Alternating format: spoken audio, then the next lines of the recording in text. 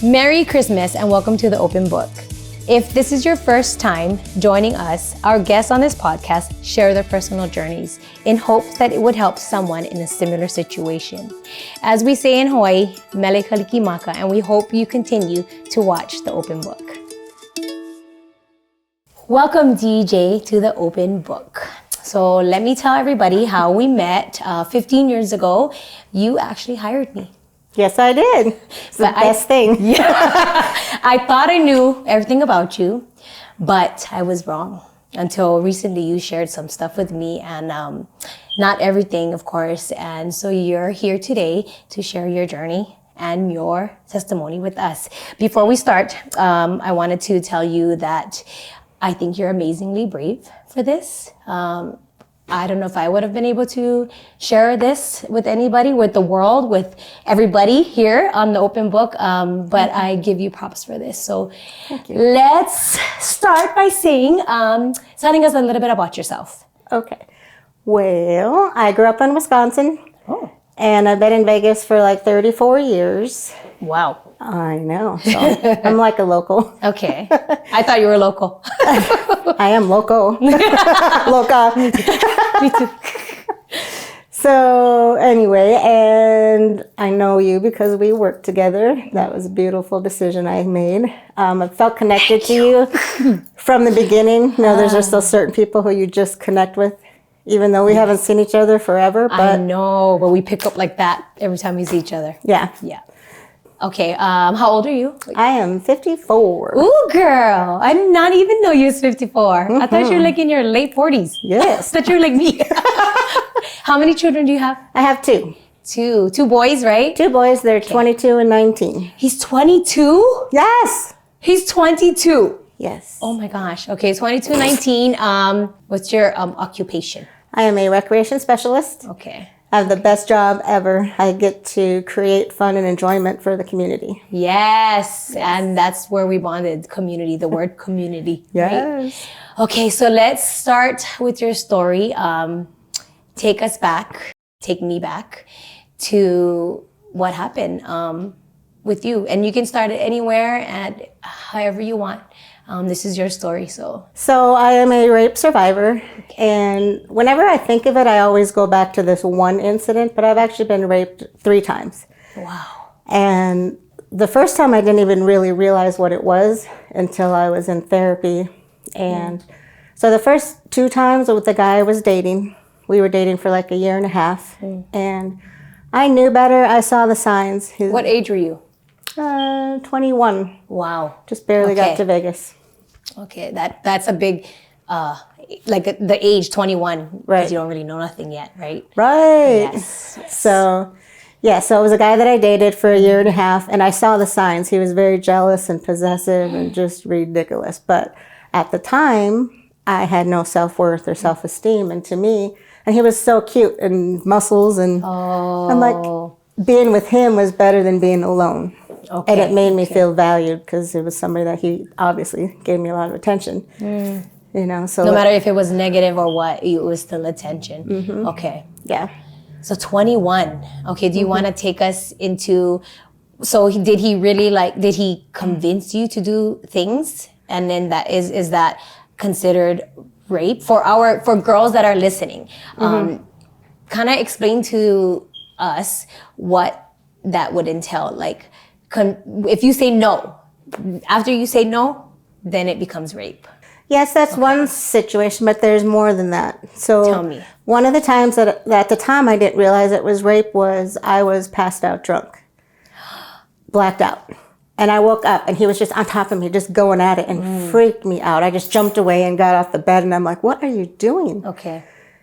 And so that's right there. I was not aware and awake to say yes. Okay. So if I can't say yes, I'm saying no. So that was the first time, and then I still stayed with him. Again, like I said, there were a lot of signs. Like he even chased me down the street in our cars one time for I don't even remember why. So it was an abusive relationship? Yes. Not physically, except for the rape, but like verbally, and just he was just possessive. You know, I was going to school at the time. This is back in the day of answering machines. I'd come home to like 50 hang-ups on my machine. Sometimes I'd come home and he was there waiting for me. Wow. Yeah. So those are the red flags. Yeah. When you see him, believe him. Trust your gut is what I can say for anybody that's going through the same situation right now. Then the real rape that I keep always referring to, what had happened on Halloween. So we were out just having fun, and I don't even know what happened. What is this? Different guy? Same guy. Same guy. Yeah. Okay. So I don't remember fighting, but I do know that I was starting to pull away from him, so he probably felt that. Okay. And this was his way to control. So we were staying at my sister's apartment because she was out of the country. So I don't know what happened, and I was all full of makeup because, you know, I like to get crazy for Halloween. So I went in the shower, tried to get all the stuff off, so I'm dripping in gray hairspray and black hairspray, and makeup was all everywhere, and he turned the air conditioner down to like 30 degrees. What? Just started like torturing me that way. He's like, and he'd rip open the shower curtain. He's like, "What are you doing?" And I'm like, "I'm trying to take a shower." I mean, just from there. And So was there alcohol involved? I don't think so. We didn't really drink a lot. Okay. Except for the time I was blacked out, but that's a different story. Okay. It was Halloween. We were out. So anyway, so he just kept on, and finally I ended up crouched in the back of the bathtub. Just like, oh my God, I don't know if this guy's going to kill me or what is going on. So finally he's like, "Are you going to behave?" What? I was like, "Yes, would you please let me finish my shower?" So he did. And then I went to bed, and I just laid there. I just let him do whatever he wanted. And that's another thing. It doesn't matter if you say yes or no. Okay. You know, it's fight, flight, or freeze. Oh, okay. That's how I could handle it at that time to get through it. I just, you know, and I had just had surgery like a week prior, so I wasn't supposed to have sex. So I was bleeding everywhere. Oh my gosh. And yeah, so the next day I got up and I went to work. That's And so did you ever, in that state of mind, was it running through your head like, this is rape, or this is just my boyfriend and he's abusive, or I need to tell somebody? Like, what was in your head? Because if that, to me, I would be so freaked out. I wouldn't even know. Like, I personally, I probably would have killed him because I'm crazy like that. But like, what did you want to kill him? Like, were you thinking about that? Like, no, I was afraid for my life. I thought he was going to kill me. He was just acting like a crazy psycho. Okay. So at that point, and that's where, you know, those three options, I chose to freeze and just get through it. Well, a lot of girls just freeze, right? And they just let it happen because they don't want to die. Right. And then they put the blame on themselves. Well, I should have done something. No, you do what you feel is right at the time, and it gets you through it. Okay. So did you go to work? Did you tell anybody about this? Well, I went to work the next day, and I kind of said something to one of my staff. It was, said, well, he had sex with me, and I didn't want to, or he made me do it, or something like that. But I never really told anybody. Okay. It took like 7 years for me to tell my family. So did you end up breaking up with him after, like, how long after? Okay, so this man, he kept calling me every day. And the only way I got him to stop was I said, if you don't stop calling me, I'm going to tell your dad what you did. Never heard from him again. What? So after that relationship was over, what happened then? After that, I kind of mostly just lived my life like as a zombie, just going through the motions. Yeah, and I didn't want to talk to anybody because, again, it's the blame and shame, you know, stuff that I should never had to go through because it's not what I did. That's what he did. Okay. So, but there's a lot of that out there. There's a lot of people who victim blame because they don't understand. You wore this and you wore that and you provoked this. Why were you there? Why were you with him? Why didn't you? Well, I didn't. Yeah. But it doesn't give him the right. And he's your boyfriend. Right. It doesn't matter. When I hear other women say, well, she shouldn't have been in that place at that time. Right. She put herself in that situation. And anywhere, it's like a woman should be able to sit naked next to a man, and it doesn't give him the right to touch her, do anything, you know? So we have the right, if we want to dress sexy or, you know, look hot or whatever we want to do, it doesn't give anybody the right to hurt us or to do anything against our will. Okay. So just for our viewers, keep that in mind too, you know, and so, okay, you broke up with him, carried on as a zombie because you didn't know how to deal with, and you didn't go into therapy and you didn't tell anybody, right? Not right away, no. I did eventually get into therapy, and I found a place that helped with my healing. Okay. So And it's funny, like when I met you, when I look at it now, it's like I was messed up then, but you didn't notice it. No, I just noticed your bubbly, giggly self, and I knew you were kind of crazy, but I'm crazy too. So it didn't. I was like crazy and crazy. It didn't even make sense to me. and we hung out like with our families. So and not one. That's why I'm saying I didn't even realize. And back then too, I wasn't even in tune with like anything. I don't know. If I look back at 15 years, I was such a different person. Right. Therapy, I wouldn't have thought of going to even therapy. Now I love my therapist. I'm like, I'm gonna see that lady this week. So it's like, I know therapy is, I always preach about therapy because I am such an advocate for it. If you cannot figure everything out by yourself. You need somebody, a professional, or even a friend. Like if you would have told me back then, I would have been like, oh shit. Oh my God, we gotta tell somebody. We have to go to the police. I would have been crazy and then crazy and crazy, who knows? So eventually, how did you tell somebody? Who was the first person you told? My first person I told was my sister. And actually I actually told her at the time I was bulimic because I've had a lot of body shame. So how does that, okay, tell me how does that, so you started feeling shitty about yourself, of course, because you're keeping all that inside of you. Right. So then you start hurting yourself intentionally, non-intentionally, right? Right. Okay, so you start. I didn't know. It's my unconscious mind was doing lots of things. Okay, so tell me what you did. So I was just overeating. Like I'd go to like 5 different drive-thrus. Okay. And I'd go home with all these bags of food and I'd shove them all down Emotional eating. Yeah, and then I'd go throw it all up. So that was the first thing that I felt strong enough to tell my sister. Okay. Was that, just so you know, I've been bulimic for 1.5 years. And so then we were going to have a family meeting. So the whole family was there because we were going to tell them I was bulimic. And then I pulled my sister to the side. Well, and by the way, damn it, I was raped. And then she kind of lost it. And it's like, oh. So then the meeting turned into a little different. So that's when you told your whole family. Yeah. Everybody and they was were there. supportive. Mm-hmm. My mom. Amazing. I know. Amazing. Yes. Some people don't have anybody to tell. Right. And then they commit suicide. They do these unthinkable things because they don't have anybody to turn to.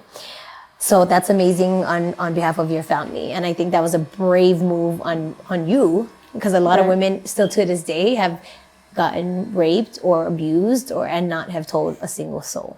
So give you props for that. Thank you. Okay, so you tell them and your parents freaked out? Not as bad. Really?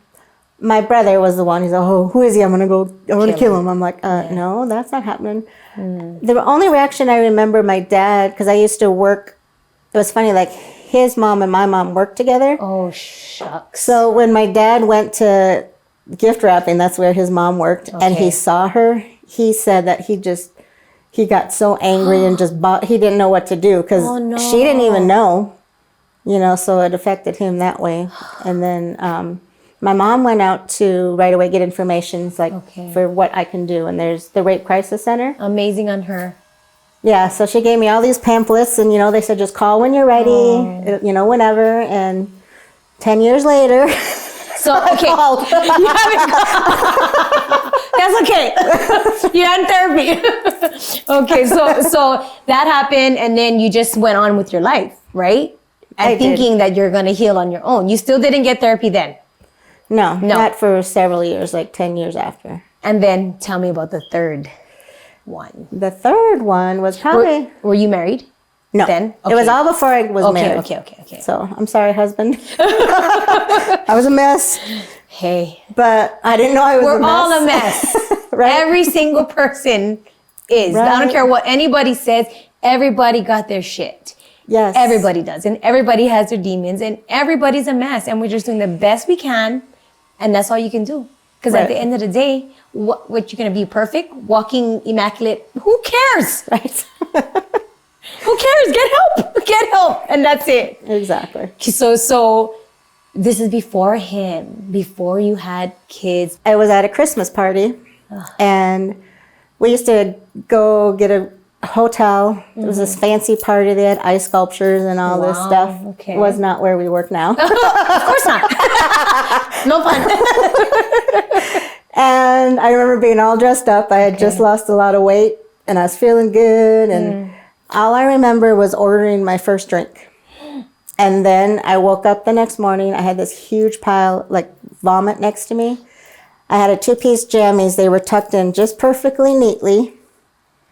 And something just didn't feel right. And it's like, I didn't know at the time. It took me several years before I started getting therapy and talking to other women. Because at the time, I just didn't know what happened. But I knew something wasn't right. If I was that drunk that I could puke like this, and not even... one, I could have died. But really, I put my jammies on and I tucked them in? Mm-hmm. I don't think so. And then I found out my friends told me that they let the nice guy take me to my room. That I knew he had a crush on me because we had talked before that. But were you drugged? Yeah. Because why would one drink get you that? Exactly. Oh, yeah, I forgot that part. Yes. So he drugged you. drugged The me. nice guy drugged you. He's the one that hung out my drink. Ladies and gentlemen, red flag, do not ever. And this is something that I've always said, even to my daughters. And you know, one of them is of age. I say, never let anybody get your drink. You always get your own drink. And even if you need to go to the restroom, you take your drink with you. That's one thing I've always done. And I hate to say this, like even at regular family parties, like I've been to family parties and I don't know why, but I've always had it in the back of it. Probably because my brother's brainwashed me about a lot of stuff. And my dad, he didn't trust anybody. Right. So he would always tell me, like, if you go somewhere and you get a drink, even if it's juice, even if it's water, you get it yourself.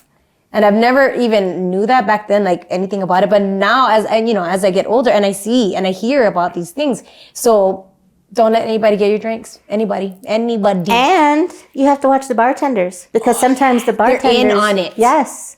Right? So you have to that's the friend of a friend. And then he's like, I'm going to get this girl and then drop something in there. Right. So one drink, you was knocked out. He took you to the hotel room. But why did your friends let that happen? I don't know. Oh, well, and it was 20 years ago. I mean, it wasn't as prevalent and people didn't talk about it. And that's the reason I talk about it is because people just don't know. Who would have thought that some guy you work with can't buy you a drink and you can't be safe? Exactly. And who would know that you can't trust these people? But yeah, now, no, don't ever let... So even who you go out with, you need to make sure that they're your riders and they're going to trust you and know that you're going to get to where you got to get safely. I think that's a big thing to talk about, especially with young girls. They think that the girls that they're riding with or they came to the bar with are going to be protecting them as well as even if you in your head would know better than to let somebody go take, your friend to the room, and that's a big thing too. These men and women need to understand that you have to be aware. Right. And it sucks to say that, but you have to be aware. Yes. And you can't put yourself in a place where your friends might, because you have to think about you have to be trusting of that person who brought you even too, right? Right. Okay. Yeah. So then after you figured that out, your jammies are tucked in. Did you then approach that person? I would have killed him. I didn't know. You didn't think till several years later. Okay. After talking to people and they describe the same incidents, because when you're drugged like that, you don't remember anything. Okay. Or I should say I didn't remember anything. Okay. And I just woke up. I knew something wasn't right. And this is the exact same testimony I heard from several other girls. And I was like, oh, makes sense. So yeah, I had no idea that I had been drugged. The next morning when I woke up and I just see this vomit, I'm like, first of all, I certainly could have died on that. How many people die that way? And I just had no idea. So I just packed up my stuff and I felt weird. So when they told you that he took you to your room after the next day, that day? I don't know when it was. Perhaps when we went back to work and started talking about the party. Yeah. I don't really know. And then when did you figure that out, that had happened? Several years later after talking. Several years? Yeah, because I've gone to several personal growth seminars, and just hearing other women's testimony, I was like, oh, yep, that's what happened to me. I was drugged and he raped me. And it's like, because lucky. I get to compare. It's like, is it worse that I remember the incident of the first guy? Or sometimes I imagine, I'm like, I can just imagine, what did he do? Yeah. You know? And it's like, sometimes that's even worse because I don't know. Because your thoughts are running wild. Yes. Yeah. So how has this, then you started getting into therapy, right? And then tell me your journey now. I went to therapy for like 10 years. And then, like I said, I did some leadership, self-awareness, get rid of all old emotions and just create this new person who I am today. Yes. A confident, loving, beautiful woman. That's who I am. That's right. And right now I live out of love. Before I was very judgmental, and I realized that I like pick people apart. Because if I can put people down and make them look worse, then I feel better about myself. It was all mentally what you was doing, everything. Yeah, and then my weight. It's like a few years ago I lost almost 100 pounds. Yeah. And now I started gaining it back, and it's just this unconscious mind. It's right there. And when I look back, my thought was, well, yeah, I had double hip surgery and blah, blah, blah. But also, I started dating again. You did? I didn't date for 10 years after my divorce. Oh, and now I start dating. I'm putting myself out there, scared to death, And then guys are they act like they're all into me and they like me. And then I get dumped just right out of the blue. And I'm like, so then that's another dock on me. Okay. I'm not lovable. I'm not worthy. I'm not good enough. So you're still working through all this stuff. I'm finally to the point where, like, it's always going to be a thing, yes. Oh, yeah. But I do finally know my worth. And I'm not going to let anybody take advantage of me ever again. Because I'm the one who allowed people to take advantage of me. Guys, women, whoever. Because... Who? You're saying like those the men? Not the guy, no. But just like... Because that's not you. No. That was them. But like when I look at the guys I dated throughout my life, they were always users or abusers, verbally or something. And the one best advice my dad ever gave me, because I'm like, how do these guys find me? And my dad's like, they try everybody. You're just the one who kept them. I was like, oh my gosh. That's good advice from a dad. Oh my God, that was amazing. Yeah, because who can tell you such a thing but your dad and your brother? I feel like that too. My dad used to say these things to me all the time, and you never think about it till you're like, you're right? But do you think also that your trauma played a part in your marriage, that it played such a big part on what happened in that relationship with him?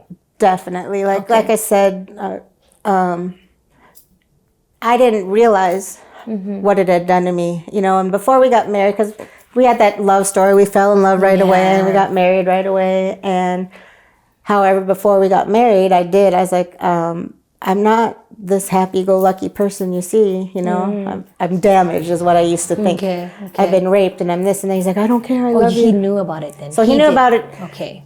Barely. But not into detail. No. Okay. Just that he knew I was crying about it, and he's like, I don't care, it doesn't matter, and yada yada. But I didn't realize, like, there's certain things, like when we're married, like, when you're snuggling, like when I'm sleeping, if he would start rubbing on me, I would get so mad. Really? And I would tell him, I'm like, I need you to stop this. And I didn't know it at the time, but that goes back to the time where the guy raped me when I was blacked out. So all that trauma played out. It's right there. And then so my poor husband, because then I was like, well, our sex life is boring. Well, okay, well, he probably didn't know. Can I touch her? Can I not? What can I do? So he didn't know how to deal with that too as well. So both of you.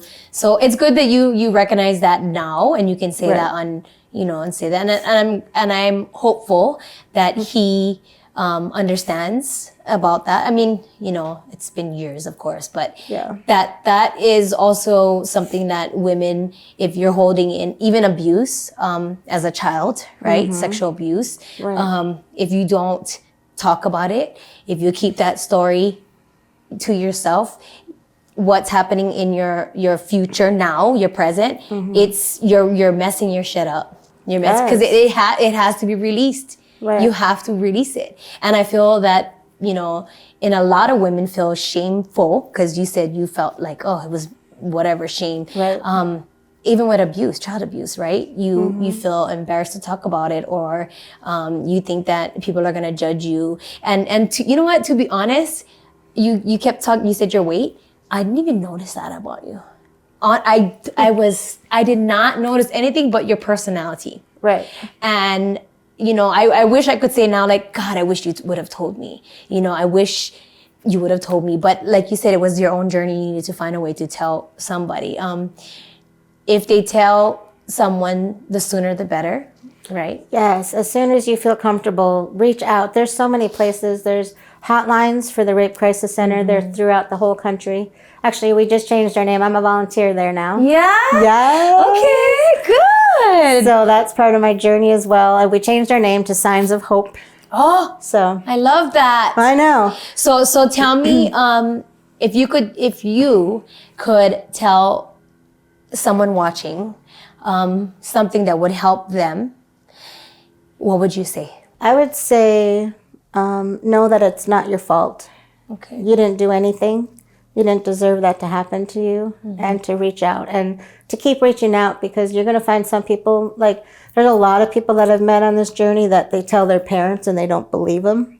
Ugh. So just keep going. Talk to your pastor, talk to your friend, talk to anybody. I'm available. I'll talk to anybody. I don't know if you can leave my information somehow. We'll put the links on there at the end of the podcast so that you can get help. Is this for just rape, or is it for abuse? What is this for? It's for sexual assault. Sexual assault. So does that include if you were abused as a child? Molested as a child, okay. yeah. Okay. And it doesn't matter how long it takes you. Like I said, it took me 17 years before I made the phone call to the Rape Crisis Center. Wow. And it was the best What thing I ever made you did. do that? I was just tired. Tired of being sad and angry and lonely. And like I said, I didn't really have a life. I isolated. And then when I look back, it's like, to give myself credit, I did a lot of things. I went to college. I got an amazing job. Yeah.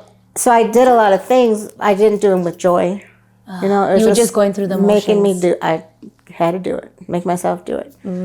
I've heard you talk about Denim Day before. Tell me about it. So Denim Day was originated because of a case in Italy back in 1999. Okay. This young girl, she was 18, and she got raped by her student driver teacher. Oh my God. And he was convicted in the lower courts, but then he appealed it to the higher courts. And the courts there said they overturned it because the young girl was wearing really tight jeans. So they said she must have given consent because she would have had to help take the jeans off. So the women of parliament, they stepped up and they started wearing jeans to work in protest. And from that, somebody developed Denim Day. So it's an annual fundraiser for the rape crisis centers throughout the world. What day is that? It's usually the last Wednesday in April. Really? Okay, so how can anybody sign up to, is it a march? Is it a... It's like an event, like a gala. Well, we haven't had any because of COVID. Okay. For 2 years. Wow. So, but what it is, it's a fundraising event where they have raffles and dinner, and then they have speakers, which my goal is to be a speaker on there. Oh, and a lot of survivors, they have a fashion show. So we get to get on stage and we wear our denim, our jeans, and we strut down the runway. Yeah, and they have professionals there to do hair and makeup. So it's like oh my gosh. Yeah, so I would like to attend this. Okay. And I will bring friends. Yeah, we'll fill up the tables. Oh my gosh. So by you speaking about all this, you're such an inspiration, of course, for all the women, I think, and I think a voice, because a lot of women is probably feeling what you're feeling and don't know how to let it out or find somebody.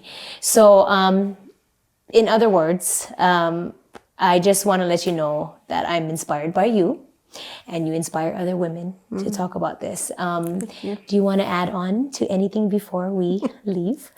Just to be aware of your surroundings, and reach out whenever you need help. No matter what the situation is. Actually, during COVID, I created 2 Denim Days my own self. Really? Virtual.